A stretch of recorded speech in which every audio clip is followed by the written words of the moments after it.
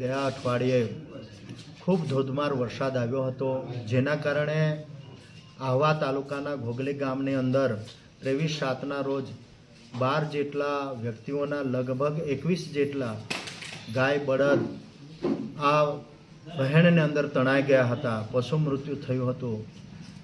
એ જાણ અમને બધાને થતાં લાગતા વળગતા ડિપાર્ટમેન્ટને જાણ કરી હતી અને ડાંગના માનનીય કલેક્ટરશ્રીના માર્ગદર્શન હેઠળ ડાંગની ટીમ પણ સ્થળ પર પહોંચી ગઈ હતી અને અમારા ડાંગ જિલ્લાના માનનીય પ્રભારી મંત્રી શ્રી જયરામભાઈ ગામિત સાહેબ પણ તે દિવસે મુલાકાતે આવ્યા હતા। એમને પણ સમીક્ષા બેઠક કરી હતી અને એમને વહીવટી તંત્રને તાકીદ કરી હતી કે જ્યાં જ્યાં જે પણ નુકસાન થયું છે તો એ નુકસાન થયેલા લાભાર્થીઓને તાત્કાલિક જે કાંઈ સરકારશ્રીના નોમ્સ મુજબ જે વળતર કે સહાય ચૂકવવાનું હોય તો તાત્કાલિક ધોરણે એ સહાય ચૂકવવી જોઈએ, જેના ભાગરૂપે આજે અમે ઘોઘલી ગામની અંદર આવ્યા છે।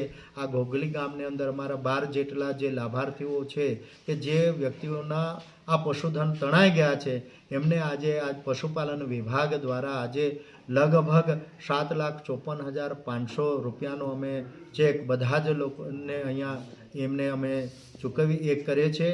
એમના ડાયરેક્ટ ડીબીટીની અંદર ટ્રાન્સફર થઈ જશે, એટલે આજે એમને અહીંયા આપવા માટે અમે બધા આવ્યા છે। ખરેખર ડાંગ જિલ્લાનું વહીવટી તંત્રએ ખરેખર આવા સમયે બધા જ ખૂબ સારી રીતે બધી જ જગ્યાએ પહોંચીને જ્યાં જ્યાં જે પણ સહાયો આપવાનું હોય, વળતર આપવાનું હોય, ખૂબ ઝડપભેર કામગીરી કરી રહી છે।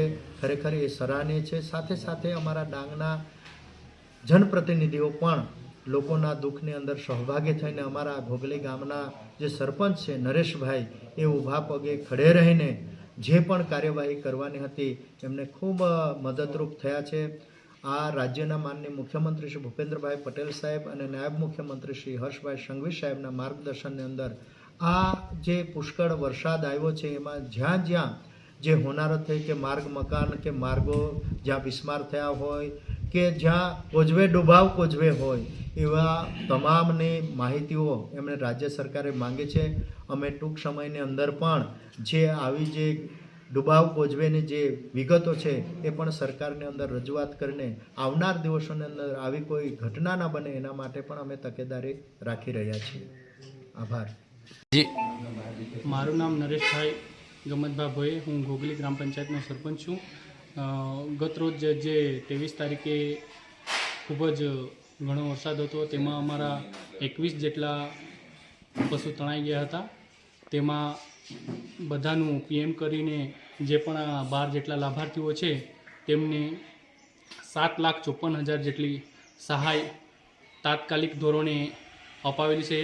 એના માટે અમે સરકારશ્રીનો, ધારાસભ્ય શ્રી વિજયભાઈ પટેલ સાહેબનો અને ટીડીઓ શ્રી અને તમામ જેટલા પણ આમાં જે સહભાગી બન્યા છે એમને અમે આભાર માનીએ છીએ।